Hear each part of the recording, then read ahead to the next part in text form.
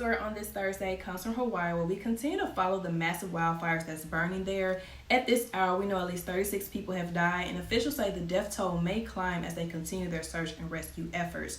The president has signed a disaster declaration that's going to employ federal aid, so that's going to help people with temporary housing and food, and also they can apply for grants. So this is a story you're going to see a lot of coverage on the coming hours and also the next few days, as the images coming from Hawaii truly devastating. So our hearts and prayers go out to them.